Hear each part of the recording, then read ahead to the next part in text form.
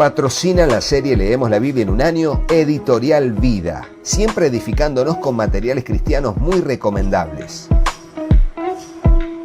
También apoya la serie Leemos la Biblia en un año, CLC, libros que irradian luz y cambian vidas, con decenas de librerías cristianas a lo largo de muchos países en el mundo. Agradecemos por el apoyo también a la Fundación Conectados con la Necesidad, llevando adelante la visión cristiana de servir con solidaridad. Gracias por su apoyo a la serie Leemos la Biblia en un año. Hola, Dios te bendiga. Seguimos en la serie Leemos la Biblia en un año y estamos en el libro de Números y vamos a leer el capítulo 11, el capítulo 12 y el capítulo 13 para seguir avanzando. Así que oremos y comencemos. Señor Dios, te damos gracias por este tiempo que vamos a bien invertir en la lectura y breve meditación de tu palabra. Rogándote, Dios, aquí estamos, que nos bendigas y nos edifiques, y para eso presentamos nuestro corazón como una tierra fértil donde tu palabra, tu semilla será sembrada. Te ruego, Dios, que allí pueda germinar, crecer y dar fruto al 100, al 60 o al 30 por uno, conforme sea tu propósito y nuestra fe en tu bendita palabra. Te lo pedimos en el nombre de Jesús y juntos decimos amén. Y así leemos el capítulo 11 titulado El pueblo se queja contra el Señor. Y dice así: el pueblo comenzó a quejarse en la adversidad a oídos del Señor, y cuando el Señor lo oyó, se encendió su ira, y el fuego del Señor ardió entre ellos y consumió un extremo del campamento. Entonces el pueblo clamó a Moisés, y Moisés oró al Señor, y el fuego se apagó. Y se le dio a aquel lugar el nombre de Tabera, porque el fuego del Señor había ardido entre ellos. El populacho que estaba entre ellos tenía un deseo insaciable, y también los israelitas volvieron a llorar y dijeron: ¿quién nos dará carne para comer?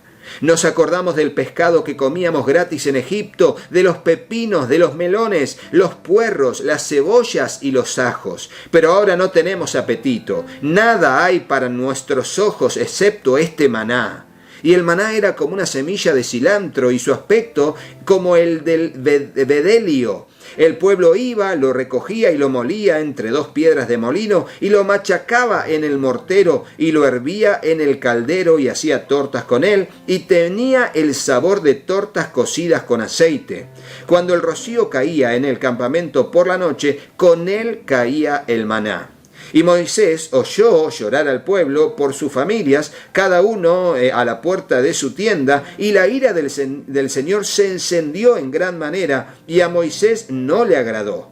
Entonces Moisés dijo al Señor: ¿por qué has tratado tan mal a tu siervo? ¿Y por qué no he hallado gracia ante tus ojos para que hayas puesto la carga de todo este pueblo sobre mí? ¿Acaso concebí yo a todo este pueblo? ¿Fui yo quien lo dio a luz para que me dijeras: llévalo en tu seno como la nodriza lleva al niño de pecho a la tierra que yo juré a sus padres? ¿De dónde he de conseguir carne para dar a todo este pueblo? Porque claman a mí diciendo: danos carne para que comamos. Yo solo no puedo llevar a todo este pueblo, porque es mucha carga para mí. Y si así me vas a tratar, te ruego que me mates, si he hallado gracia ante tus ojos, y no me permitas ver mi desventura. Fíjense la desesperación de Moisés. Cómo le dice a Dios: mira, Dios, este pueblo es una gran carga para mí. No entiendo por qué Moisés, a modo de indignación por todo lo que está pasando, porque hay situaciones a veces que son realmente, que nos superan y que nos llevan a un punto de angustia, de tristeza e indignación frente a las demandas del pueblo de Dios. Pasa hoy en día, pasó en el pasado y seguramente pasará en el futuro.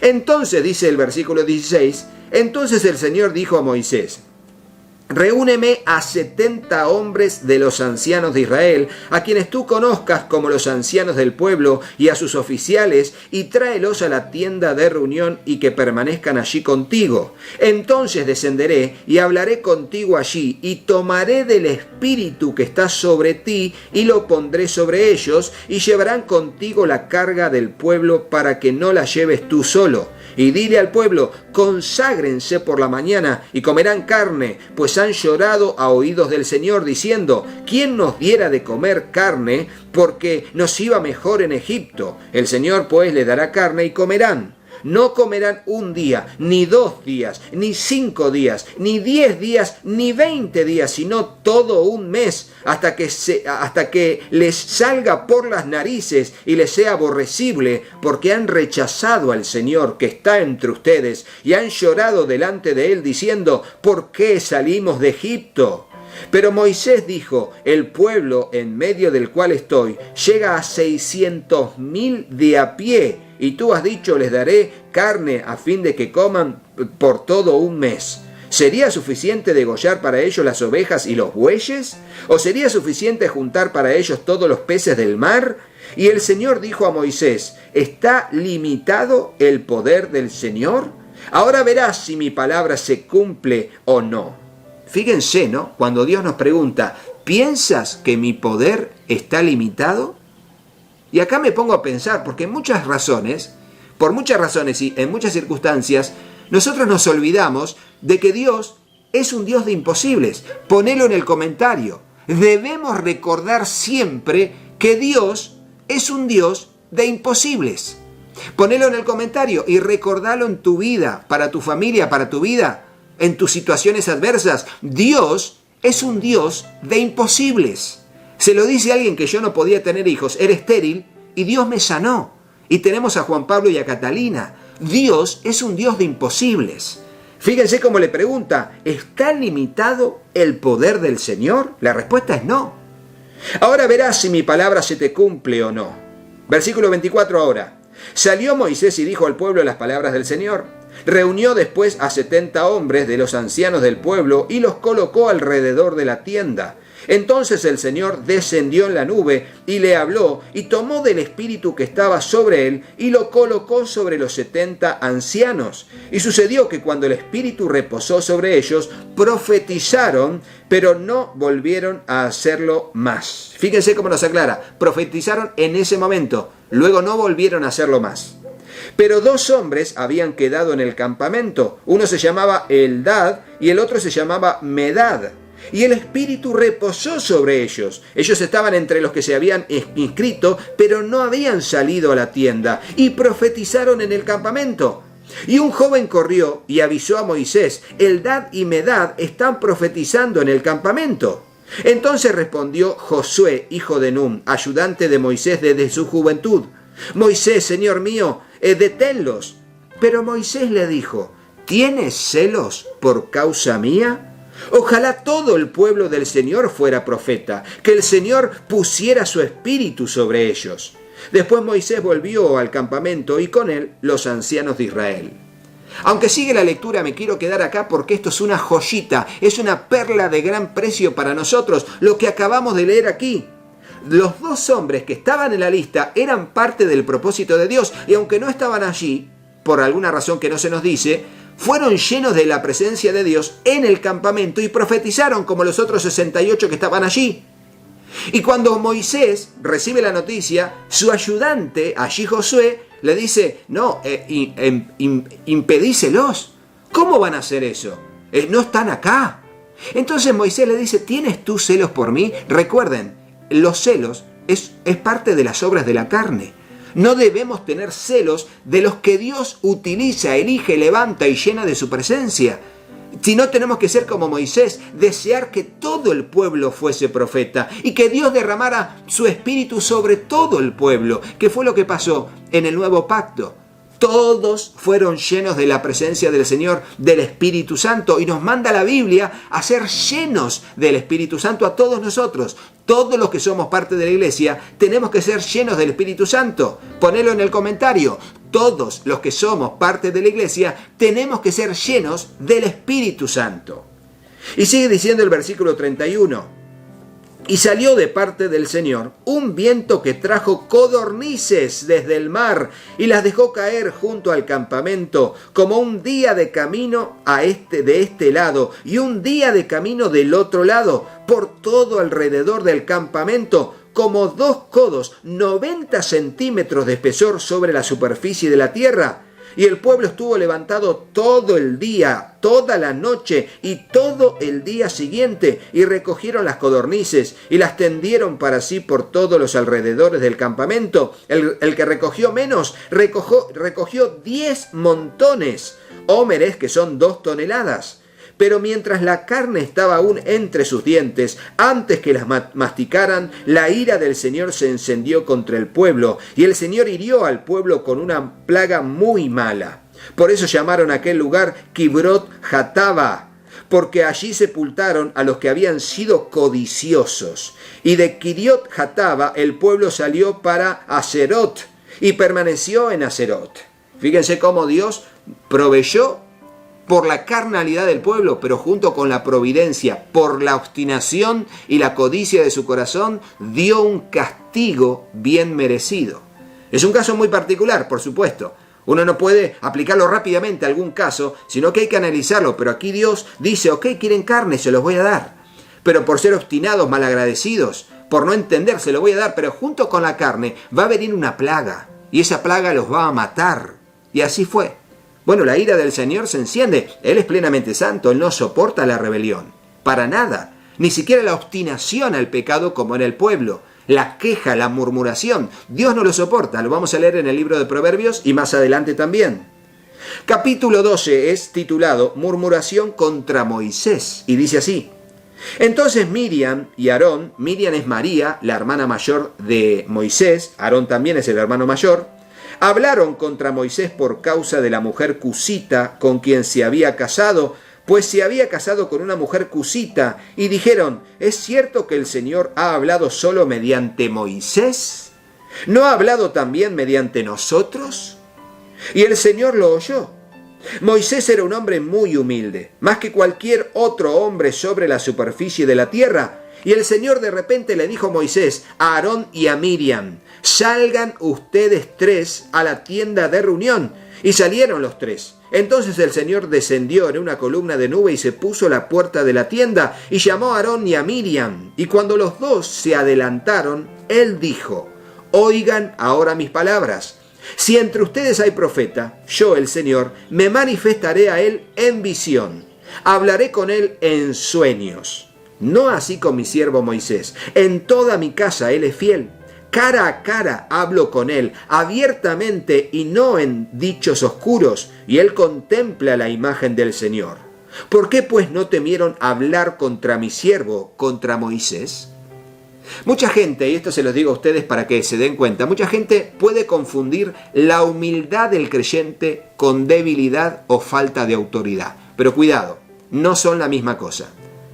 Aunque la gente puede confundir la humildad del creyente con, falta de autoridad, nosotros no tenemos que olvidarnos que somos siervos de Dios, que somos siervos y siervas del Señor. Y quien murmura contra nosotros, en realidad, murmura a los oídos del Señor, y Él escucha todo. Y si seguimos obstinados en eso, tarde o temprano, del Señor va a venir una represalia contra los murmuradores. Por eso volvemos a lo mismo, no debemos murmurar. Ponelo en el comentario, ponlo allí, no debemos murmurar. Y sigue diciendo entonces, se encendió la ira del Señor, versículo 9, contra ellos y él se fue. Pero cuando la nube se retiró de sobre la tienda, vieron que Miriam estaba leprosa, blanca como la nieve. Y cuando Aarón se volvió hacia Miriam, vio que estaba leprosa. Y uno dice, ¿por qué Miriam y no Aarón? Porque seguramente la primera que provocó la murmuración y le metió más énfasis fue Miriam. Y por eso Dios la castigó a ella. Entonces dice la palabra del Señor, y cuando Aarón se volvió hacia Miriam, vio que estaba leprosa. Entonces Aarón dijo a Moisés, Señor mío, te ruego que no nos cargues este pecado en el cual hemos obrado neciamente y con el cual hemos pecado. No permitas que ella sea como quien nace muerto, como que cuando sale del vientre de su madre su carne ya está medio consumida. Y Moisés clamó al Señor y dijo, oh Dios, sánala ahora, te ruego. Pero el Señor le respondió a Moisés, si su padre le hubiera escupido a ella en el rostro, ¿no llevaría su vergüenza por 7 días? que sea echada fuera del campamento por 7 días y después puede ser admitida de nuevo. Miriam fue confinada fuera del campamento por 7 días y el pueblo no se puso en marcha hasta que Miriam volvió. Después el pueblo salió de Haserot y acampó en el desierto de Parán. Bueno, allí se da una idea de que finalmente Miriam fue sanada, pero llevó su vergüenza por 7 días y después volvió a reintegrarse al pueblo para poder avanzar. Leemos para terminar el capítulo 13. Tremendo capítulo junto con el 14, pero que no leeremos en este video, sino en el próximo, acerca de, digamos, la gota que rebalsó el vaso y que Dios dijo basta a esta generación. Dice así, los 12 espías. Entonces el Señor habló a Moisés. Tú mismo envía hombres a fin de que reconozcan la tierra de Canaán que voy a dar a los israelitas. Enviarás un hombre de cada una de las tribus de sus padres, cada uno de ellos jefe entre ellos. Y Moisés los envió desde el desierto de Parán al mandato del Señor. Todos aquellos hombres eran jefes de los israelitas y estos eran sus nombres. De la tribu de Rubén, Samúa, hijo de Zacur. De la tribu de Simeón, Safat, hijo de Ori. De la tribu de Judá, Caleb, hijo de Jefone. De la tribu de Isaacar, Igal, hijo de José. De la tribu de Efraín, Oseas, hijo de Num. Y este Oseas es Josué, que se le llama con otro nombre. Pero veremos que, bueno, aquí se le llama Oseas, pero este es Josué, hijo de Num. De la tribu de Benjamín, Palti, hijo de Rafú. De la tribu de Zabulón, Gadiel, hijo de Sodi. De la tribu de los hijos de José y de la tribu de Manasés, Gadi, hijo de Susi. Y de la tribu de Dan, Amiel, hijo de Gemali. De la tribu de Aser, Setur, hijo de Micael. Y de la tribu de Neftalí, Nabi, hijo de Bapsi. De la tribu de Gad, Jehuel, hijo de Maki, y así se llamaban los nombres de a quienes Moisés envió a reconocer la tierra, pero Oseas, hijo de Nun, Moisés lo llamó Josué. Fíjense, aquí está la respuesta. Se llamaba Oseas, pero Oseas fue llamado Josué. Recuerden que Josué significa Salvador.